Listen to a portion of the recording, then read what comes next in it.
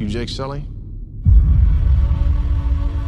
I'd like to talk to you about a fresh start on a new world. I became a Marine for the hardship. You are not in Kansas anymore.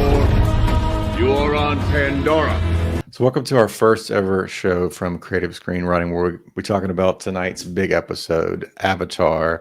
A little bit about the sequel, but no spoilers there. But really the big question is, how does Avatar, the 2009 original film from James Cameron, hold up today? I'm your co-host, Brock Swinson. This is my writing partner, Topher Purdy, and we're going to be breaking down kind of our opinion of this film with some different ideas. Did you go see this in the theater? What was kind of your first take? It was like, I feel like James Cameron, when he comes out with something, you almost like have to go see it, or it's at least like implied. Did you go see this in theaters? What was it like back then? I did, and ironically, maybe I'm misspeaking here. Let me think about this. This may have been the first James Cameron movie I saw in a theater. Oh yeah, just based on our age, like Titanic was a big deal. But I saw Titanic with like my grandparents and everybody. That was 1997, though. This was 12 years later. Then. So yeah, it's kind of I guess we kind of have a unique perspective because we kind of caught I grew up with the guy's movies, watch Terminator, watch T2, all that on repeat for years, like literally the first 2 decades of my life before this even comes out. So this is really my first chance to make a conscious decision to go see a movie that he's put into theaters. So I was there opening weekend. Remember all the hype around it, all the money around it, the 3D buzz and all that good stuff. I finally saw Avatar, and I thought it lived up to the hype. I disagree with Carl. I have seen Avatar as well, and I think it exceeded the hype. What? But I did not watch it in 3D. I do remember that specifically. I was never big on 3D, and that's some of the issues maybe with this, which we'll get to a little bit later, like some of the like, does it hold up or not? Because it was really like meant to be seen in 3D, or at least that was kind of implied when it came out. It is interesting too, like now that you kind of mentioned that, like he's not really one of the brats. He wasn't with Spielberg and Scorsese and some of those guys, but he does kind of fit in there. But Spielberg made so many movies that even though he was kind of, if you read some of the older books, I feel like people don't think of it now, but he was kind of shunned early on for, quote, selling out and all this kind of stuff. I mean, not Jaws, but definitely after that, where James Cameron's always been coming in pretty hot and pretty big with everything he wants to do. He's definitely not as prolific, I guess, as you would assume, because if you think about the last 30 years of filmmaking, he's probably in the top 10, right? Yeah. How many movies has he really put out? You can probably count them on one hand, Yeah, that was I remember a big reference in Entourage, which I'm sure we all kind of watched, our age group, was that like Vinny said something like, I got to do this till he makes a movie once every 10 years. Yeah, I know he was attached to Spider-Man originally before Sam Raimi actually got a hold of that. So kind of makes me wonder what might have been, growing up such a passionate fan of that Spider-Man trilogy for my teenage years. It's hard to imagine it any other way, but if anybody could have pulled it off, it's probably James Cameron, Yeah, it might have been a whole lot different too. If you think about what, back then, it's just we had Tim Burton's Batman, which was really far out there compared to other things. But I mean, I think Sam Raimi just made a pretty solid trilogy. People kind of hate on the third one, but the second was one of the best movies, definitely superhero movies. The best superhero movie. Okay. Put it right, sir. Gotta draw a line in the sand for that one. Yeah, so on the Entourage gimmick too was that he was supposed to be directing Aquaman was the big thing, which is nothing like what Aquaman became, at least the little clip they showed and everything. It's funny to think back to Entourage. At the time, I had no real perspective on what Aquaman was or why they were talking about a comic book movie, because they weren't what they've become since then, but they're pretty much like the American myths at this point, where it's obviously it's something we constantly want to watch and revisit in theaters. Yeah. So the other thing you mentioned him not being prolific is like, he's kind of always the writer director, or at least, for the most part. I don't really think of him as a writer, though. I think that's where he's maybe different. He doesn't want to, I don't know. I think it's more about the spectacle of it all than anything else. Even with I think this whole Avatar series, he's kind of like, according to the interview that our editor Jim did with him, he's almost like bringing it like a writer's room. He's got 4 or 5 people he's working with over a decade or more on these stories. Yeah, I could see like I mean, it's no disrespect to someone who is a writer director who you see as just a director. I think some of the best directors we had, like Yeah, David Fincher doesn't write yeah, any of his stuff, but right. it's so obvious you're watching a David Fincher movie, though, you know. So I think James is definitely probably known for, if you extrapolate, very simple, basic stories, but he just makes them engaging. It's something Yeah. about his style. It's universal. That's literally why this movie is making money hand over fist all around the world, you know.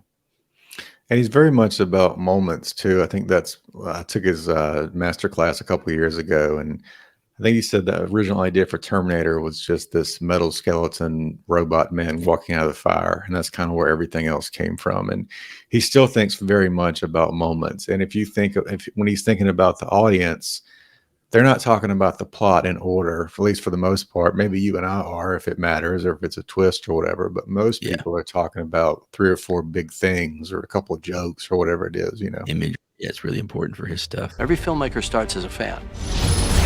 I get my ideas the same place everybody gets their ideas, out of your imagination. I can't emphasize enough the importance of curiosity. Someone was essentially talking about how we remember movies, they're vignettes, right? Like all we Yeah. really remember about it at the end of the day is those 3 or 4 images and scenes and moments that we take home with us. Yeah. Because you can't relive an entire movie again in your mind as much as we would want Yeah. to, you know. Definitely very dreamlike. I mean, people think it's Titanic. It's probably a handful of romance scenes, maybe something at the end. Terminator, it's probably more of the violence or the action and some of those things.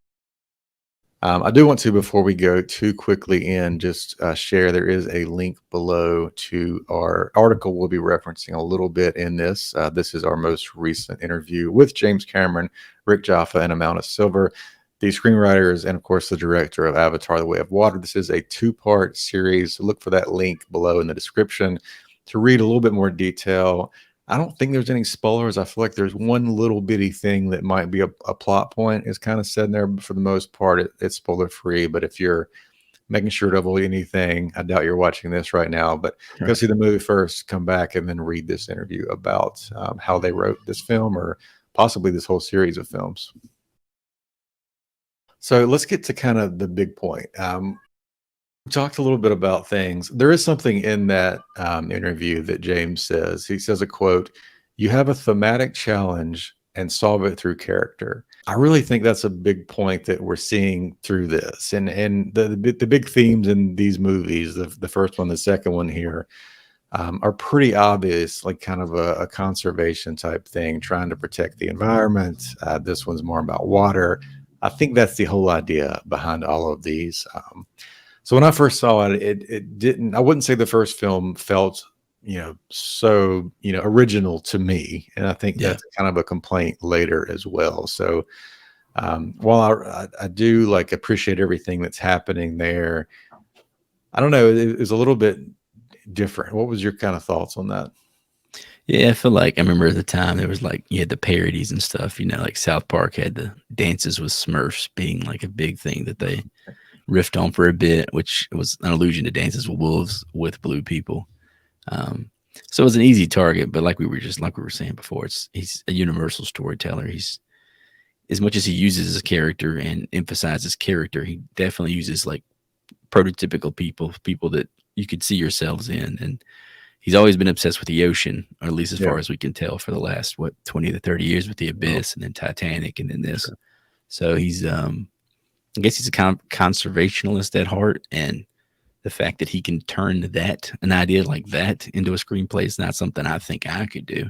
Right. But it's like we were talking about, the thematic challenge of using a character to kind of broadcast whatever your theme is, your broader ideas, how you truly feel about the world, whatever message you want to get there. It's super interesting, and it's not a talent that everyone has, for sure. Yeah. And it's definitely, this is 2009. There's some complaints now about, white savior complex, some of those things. At the time, though, if you look at movies like Disney's Pocahontas to Dances with Wolves to The Last Samurai, Basically, what you did is if you wanted to explore, a new group of people, you put a very famous, generally white actor there. Like, how do Right. the original script for Last Samurai was like two cowboys take something to the emperor. It changed like so much over a decade, and especially when Tom Cruise came on. So a complaint with that is obviously that it's pretty simple, simplistic plot. However, if you watch anything that Taylor Sheridan does, where he's like basically running the Paramount network now, everything Yeah. he does is a simple plot. I mean, Hell or High Water, his movies, Wind River is pretty simple, but this Yellowstone is like the first 4 seasons, someone tries to take their land. That's literally all that happens. But there's so much character development that seems to be what's enriched in bringing people back to that show. Where I don't know if I felt the same about this. I don't know if it's because it's CGI and I know it's CGI, and no matter kind of what we do with a camera here and the obviously it's real actors doing this, we know that, but it still Yeah. feels funny. It feels like watching a video game, at least Yeah. in 2009. What are your thoughts on that? Yeah, I feel like I was probably boiled to this kind of technology before this movie came out because I grew up a video game kid, so Yeah. I'd seen almost 10 years up to this point of cutscenes that were becoming more and more realistic, more hyper realistic, more like this movie ultimately ends up being.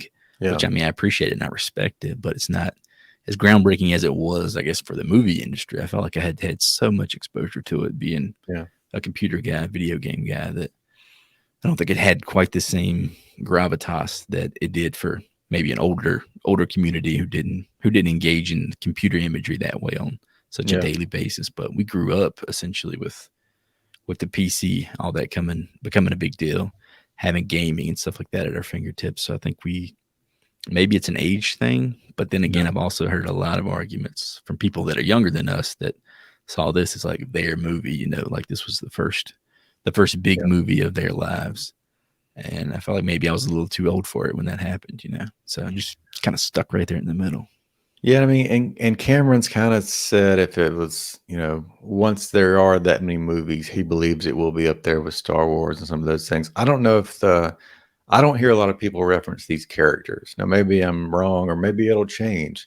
The other thing to kind of think about this, we don't really have anything to compare these indigenous, not real people to type thing, right? So like when Luke Skywalker was on Mandalorian, when they de-aged Iron Man and some of the, like, they looked really good, and people are quick to say when they don't. There is some skepticism about the Irishman, but we know kind of what those young actors look like and that type of thing. But no matter how great it looks, it's a blue person. And I know, like, I don't know if that's part of it as well, just like me wanting to believe or not. It's almost like monolithic in a way. Like, I understand the concept here. Like, if I'm James Cameron, I'm trying to create this story. I want to appeal to everybody. I take race out of the equation, and then suddenly it's the biggest movie in China, because everyone can see themselves in this way, which is, I understand that appeal of it. But again, like you're saying, if you're into drama, real human story, like a lot of people are, obviously, and it's tough to, especially because the main character makes the choice to be of an alien race, it's like he's almost abandoning humanity. So in a way, it kind of feels like you're abandoning your humanity by observing these characters, and that detachment is tricky. It's hard to navigate that delta there. What do you think too? So the other thing is, like, if we're just watching the trailer for the first one, trailer for the new one, there's people in the first one. That's part of the big plot, Yeah, right. It's like they're the antagonists, essentially, humans. Right. And then, or even like Sam Worthington's character, we're getting to know him. He's in a wheelchair. We're getting his motivation for maybe wanting to do this, to walk, run, those type of things. Yeah. So big reveal. I haven't seen the newest one yet. So because we're mainly talking about the older one here, but do we look at that then is the first one just kind of a pilot episode to 3 to 5 films? Like, why is it so far removed? Like, how do we kind of see those two things? Right. I think the Jake Sully character, essentially, we'd have to show you him as a man, drag you through like the low points of his life, which is like the first 30 minutes of that movie, I think, to get you invested on, okay, let me pretend I'm this guy, I'm in this situation. How would I handle this? Because if you think about the Na'vi themselves, it's kind of like their character motivations are all, lack of a better phrase, are totally alien almost in a way to me as a viewer. I don't know what they really want or like how their lives work. And we never really got that in the first movie, which is, if you think about the fact that he wants to do multiple of these, it's kind of weird, you know? It's like a teaser more than a trailer almost, or more than a pilot, I guess I would say. Yeah. Or really just like their only motivation is for things to stay the same. Presumably they're kind of hunting with bows and arrows and that type of thing. And there's the animal connection and some of that. So a few of the original complaints, people can see these online. They probably can voice them themselves. CGI and 3D back then, people are kind of bashing some of the original Marvel movies as well. Maybe 3D isn't the best way to watch a movie. It certainly didn't like take off, I wouldn't say. I feel like it's, when I go now, I want to go see an IMAX because it is the biggest thing, but it's just bigger, a little more clear. And some, you know, maybe that's the only difference for me. So some people are saying the story is not as concise as it could be at the very least, especially compared to like Titanic or the Terminator. Even though he worked on them, you know, probably an equal amount of time, a decade or something like that. And then there's also the white savior complex, which we touched on. And then something you were kind of just saying. So there's lots of indigenous characters, but we're not really getting to know a lot of them, especially some of the ones that are kind of just getting killed off. And some of that's adding drama, but they're just kind of like sky people dying. Do we care about them? Do we not care almost? Yeah. Like I remember in the first one in particular, that one character, which name I don't recall, he was like the antagonistic version, I guess, of the Na'vi. He was kind of like a rival to Jake. He didn't really like him coming into the clan and kind of like taking his spot as being like the alpha male or whatever. But that's all we really know about him. Like we never follow him in a scene where he's not like mean mugging with Jake or kind of like jealously staring at the Zoe Saldana character. And then he's gone. And it's like I spent 2 hours with the guy. I honestly don't even recall his name. So kind of like you were saying with the staying power of Star Wars, there's just a little something different that it's hard to just put your finger on exactly what it is. Yeah. The other thing, this is coming from a website, the runtime is bloated, but this is not going to change. I mean, James Cameron makes long movies, and that's kind of what he does. It's almost surprising no one's forcing him to, just for like budgetary reasons. I mean, that much CGI and extra work and everything else, but something about this in his masterclass also, he kind of gives a comparison or an analogy about Stanley Kubrick. Stanley Kubrick's idea was, if I want to see it, the audience wants to see it. So at the time, James Cameron was defending this long, like flying scene when they're on this like horse-like creature flying through midair. He's already proven everything that has to happen. This connection to the animal, these dances and wolves like type moment, and everything else. But his whole thing is like, well, I want to see it, so maybe they want to see it. And that's how he's thinking of the audience. So I do think it's really important he's thinking of the audience, but at the same time, he's also said some kind of negative things. Like he's like, hey, people watch TV all day. Why not watch a 3-hour movie? You know? Right. Yeah. I think especially now with all the challenges of COVID and what it's done to kind of the theatrical experience, that movie run times are getting longer and longer because the expectation of how people are going to digest this media in the future is changing. I drop a 3-hour movie on Netflix. You might not watch it all in one sitting. So what's the point in cutting it down to a quote unquote comfortable runtime if you're going to break it up into 3 sessions anyway, you know? And the inverse of that is if I'm going to release Avatar in theaters, that's an event movie. That's something you're going to plan for for day. I'm going to go watch it on this day. So if you make it 4 hours long, it's an experience people are signing up for. So I really don't see it kind of going back to the way it was. Yeah. And some of that's kind of a mental thing from each individual viewer. The last movie I saw, Babylon, recently, Jerry Seinfeld had a joke about that's a sign of whether you like something or not. It's too long or too short. Everything you love is not long enough. Everything you don't really like is too long. I personally thought Babylon could have been a bit shorter and a little bit more effective, but I kind of understand all the stories he was trying to tell with that. At the same time, I didn't love Hateful Eight the first time I saw it, but when they broke it up into those chunks and added to it, I think for some reason I liked it more. I don't know why. Yeah, you gave me that recommendation, and I checked it out as like episodically. I think it's how they released it on Netflix. Yeah, I was like, such a better experience. I don't know why. Kind of felt ashamed because I love Tarantino so much, but facts are the facts. Why do you think? You think it's just where we're getting attuned to that, and where the rise and falls, and the act structure is different, and we have the option to step out 4 times or something? You know, maybe it's just the the pangs of modern life. I'm not sure. Or we're just getting old. Yeah, possibly that too. So that's kind of one of them. And then the big one here is Heavy Lies the Crown. This was once, if not still, was the highest grossing film of all time. I don't know if it's been passed or not, but it was definitely, top 10 or something like that. But 82% Rotten Tomatoes, 83%, 83 Metascore, and a 7.8 out of 10 on IMDb. Compare that to like Dark Knight's like a 9 or something like that. The consensus is like Avatar is good but not phenomenal. So like when you look at the money and the people loving it and wanting to go see it, usually like when a movie does so well at the box office, a lot of people are seeing it twice. I don't know if that's the case with Avatar or not. I don't know if that reflects on that 7.8 IMDb, which is made up of people. So also kind of makes it easy to hate on, Yeah, I think kind of alluding to what we were talking about earlier about the worldwide appeal of a James Cameron movie. I know we don't feel like we hear a lot about these characters in pop culture, but I mean, in how many other countries in the world is this? Yeah. How many other movies like this are they experiencing on kind of that same level of consumption that we as Americans do? Right. Because like you were saying, The Dark Knight, big deal, best movie ever. We all loved it. We watched it 100 times. It didn't make as much money overseas as you would assume. So it's kind of, I don't know, I wish I kind of had that perspective of how people experience it in other countries, Yeah, and some of it like that's also true that like I don't know, it feels like when we're trying to make a movie for China, I always think of the Meg. It's like let's do Jaws, but do it way bigger, and Right. I get like why people like a lot of the movies The Rock makes and stuff like that, but like I don't know, they don't always appeal to me personally. That's kind of why they probably sit in more of an average 7.8 type thing. But does that mean that's solid, but not great?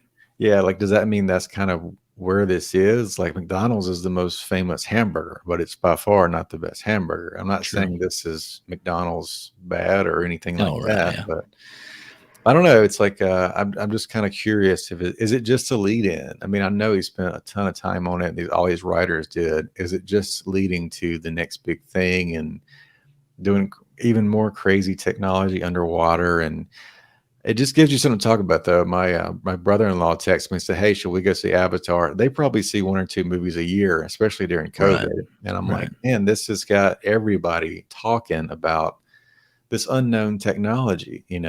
Yeah, I think one of the other kind of sticking points for this story in particular for me, I guess when I compare it to, hate to say it, but Star Wars and Marvel, it's kind of like our linchpins for what we think what this franchise is supposed to be built into, and maybe it's a question of scope, I think, for me, why it's kind of held back in a way. Because like we go to this distant planet, or it's a moon, right? I'm sorry, might be misspeaking there. But we leave planet Earth, we go to this place, and we're kind of just there, like it's just we're going to a different version of Earth versus the Guardians of the Galaxy or hopping like the Mandalorian, just zipping through different planets and stuff like that. I think that's another sticking point maybe that I hadn't considered before, but talking about it now, thinking about it out loud, I could see that being maybe kind of a hindrance. I don't know. Yeah, if you think of like settings as a character and world building, it's very visually appealing. It looks like they spent a lot of time with storyboards and some of that. And that's some of the same reason that like Zack Snyder is kind of criticized. I mean, that stuff's beautiful and perfect in every scene as a picture, but is all the other stuff there? That's always the big question. Where's the depth at? If I peel back this layer of slow motion, what am I really looking at? So another thing I think Cameron says in this article, which is linked below, audiences don't remember movies the way we write them. They remember a series of glowing vignettes and moments. Paraphrasing the rest of this, these moments can be as seemingly innocuous as a single line of dialogue or a single gesture, a single interaction between 2 characters. This is actually where a lot of my favorite writers write books, like nonfiction books in particular. They have a big stack of note cards. They're connecting ideas. And when you read a book like that, when you read a nonfiction book, you're looking for pieces that are going to change you and affect you in some way or change your next action or something along those lines. It's not as important about what connects those dots. And I think that's like, it's easier to criticize films where, this and that doesn't work. Like I remember on one of the more recent seasons of The Walking Dead, I was watching something. I was like, oh, well, how are they going to get out of this? And the answer wasn't really a good one, but it got to the next Right. moment. And It I'm doesn't like, matter. well, is that enough? Yeah. Do I care? Do I not care? I'm still watching. It's still going. I'm on the train, so. That's definitely an interesting way of kind of looking at it. And it made a lot of sense reading over that. I was like, "Damn, James Cameron knows exactly what he's talking about, because when I think about the stuff I love, it might be a quote or something, or it's like, remember that one scene, these movies I've seen thousands of Yeah. times, but they can pretty much all be broken down into 4 or 5 moments. And that's important. That's a skill set. If you can draw that in your mind, and then, like you said, just throw the connective tissue in there, just to yada yada between those, that's again, it's another level of filmmaking that you can do on paper that not the average writer could do, at least not in my experience. And it's, in the end, it's not going to be what looks like a perfect screenplay, something like Chinatown. I'll put Road to Perdition up there. But like, who cares? Like, it's like, what are you trying to make? Are you trying to make a blockbuster? Like, I don't know if, necessarily people have kind of gone back and said Indiana Jones could be there or not, and the same things happen, but it's all fun to watch, So Yeah. what are you going for? If you're going to a James Cameron movie, you're probably going to be entertained, and that's, if nothing else. Spectacle for sure. So the only other thing that we've kind of talked about this before as well is like when you look for advice from James Cameron, and if you look at all of our articles, people who read the James Cameron articles, the Tarantino articles, the big interviews that we've done over the years, those are always the most popular. But I won't say they're always where you get the most information. If you're a first-time writer trying to break in, something like that, go read the brand new people, read their stuff. Go read the Bear script we just talked about not long ago. Go read that type of stuff, because that's really what's relevant today, where some of the stuff might not even make sense to you. I took James Patterson's course on writing. He said, don't worry about marketing. What does James Patterson today know about marketing? He doesn't have to market anything. Absolutely nothing. Everything is guaranteed to sell for that guy. Yeah. He's got more books in the Goodwill store than anybody else I've seen. It's true. So I think, like, getting back to James Cameron, it does seem like to me in this interview and some other interviews I've read, there's maybe two ideas clashing against each other, which kind of birth Avatar. One of them is every vignette scene has to matter, or not every has to matter, but there needs to be a handful of scenes that people walk away from. And his other idea is you have a thematic challenge and solve it through character. So if we're really pushing through character, it does seem to me that a character's linear progression is very important. And if you're going more towards the next big scene that you want to happen in your movie, you may jeopardize character to get to that. That seems like the big thing that might be missing from some of these, or that's an underlying complaint in addition to CGI and that stuff. Right. I think it's also important kind of talking like we were about the Taylor Sheridan stuff, how the character is a very important part of kind of how he makes a decision about what this episode is going to be about. Let's spend 10 minutes with X, Y, or Z just to catch them in some, I don't know, some candid moment. So I can feel a little bit more of a connection to them, or maybe I could see a little bit of a darker side of them that kind of sets up our drama, the vignettes, the kind of action that we're talking about there.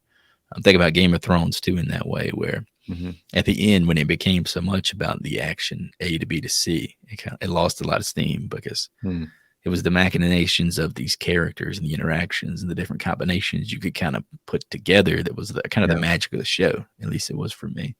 And I definitely felt like just going through that first Avatar, I was kind of missing that.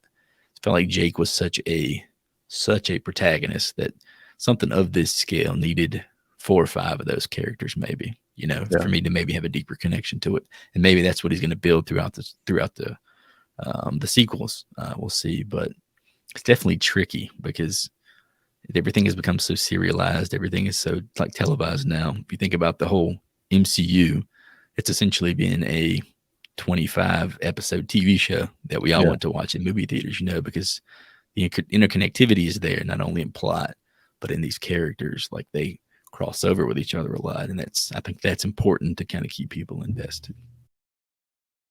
So that's kind of our big question. I want to repeat that just one more time. You have a thematic challenge and solve it through characters. The other big idea is audiences don't remember movies the way we write them. They remember a series of glowing vignettes and moments.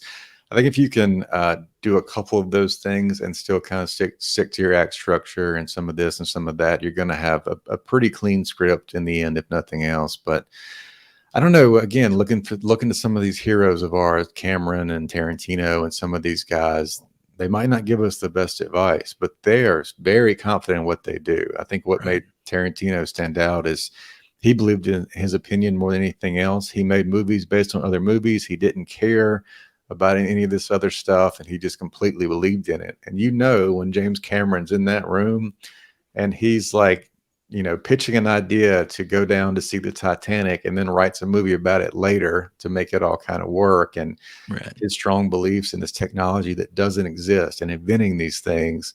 I mean, he honestly is more of an entrepreneur than a screenwriter or a director. But I think Yeah. putting all that together makes him definitely a very, creative person, inspirational person, aspiring person to look up to, no matter how you view him or any of these films. Yeah, he's definitely kind of like an engineer almost more than anything. I think he kind of got like discovered on Alien. Maybe he was Yeah. like one of the makeup guys or something doing effects work. And I think somebody said they went down there looking for something, and he just kind of like spoke up like he was the guy, and they were like, "Who? James Cameron? Who's that?" He's just some guy who worked for the team, But Yeah. he just had so much, like you said, so much of the confidence, the know-how. He's a guy who sees something and literally makes it happen. It's just so rare with any kind of creativity, because I know personally, I want to make something. I sit down at a keyboard, I'm going to write it. What are the odds I'm actually going to spin out what I want? Maybe 10%, So I respect this guy to the moon. He's definitely a visionary. He's even kind of like, if you read this interview we did with some of the writers he's working with, he's building a writer's room. He's spitballing ideas. This happens usually later when people are so busy. I'm not saying he's not busy, but he's not multitasking on many projects. He's working on one project, hyper focused, and he's building a team around him like Edison or Steve Jobs or something along those lines. I mean, it's really unique, like what he's doing in film, and he's very much a visionary, a groundbreaking person. So I don't know, do we care about some of these things about the plot and some of that? I mean, as writers, we feel obligated to, but I don't know. The first guy through the wall is always kind of bloody. I've heard this. Yeah. I've just heard this described as like, I want to be the spearhead. I've never heard it said like that before. I've always heard the first one through the wall. But someone has to lead the pack for Marvel to make these other movies, for other things like this to happen. I don't know what we're going to do next with this underwater technology he's kind of built for this new one, but it's there, and it's going to beat whatever just happened with Aquaman and some of those films too. Right. I mean, you think about like iconic people, like I think about like a Bruce Lee. How many Americans were watching kung fu movies before Bruce Lee made those mandatory, Right. And then you have a guy like Jackie Chan who comes in and kind of reaps the benefits of that, who's Yeah. incredible in his own right, but he's made a like 40-year career pretty much off of essentially what Bruce got pushed through himself just by sheer willpower. So So James Cameron leading the way. Go read this article. It's linked below. This has been our first episode. We talked about Avatar. We're going to hopefully do this once a month. We've got a lot of new ideas coming out. Let us know in the comments what you like, what you disagree with, where you think we're stupid, where we missed something. Let us know everything about that. We're looking forward to reading some of those, and we'll see you guys in our next episode.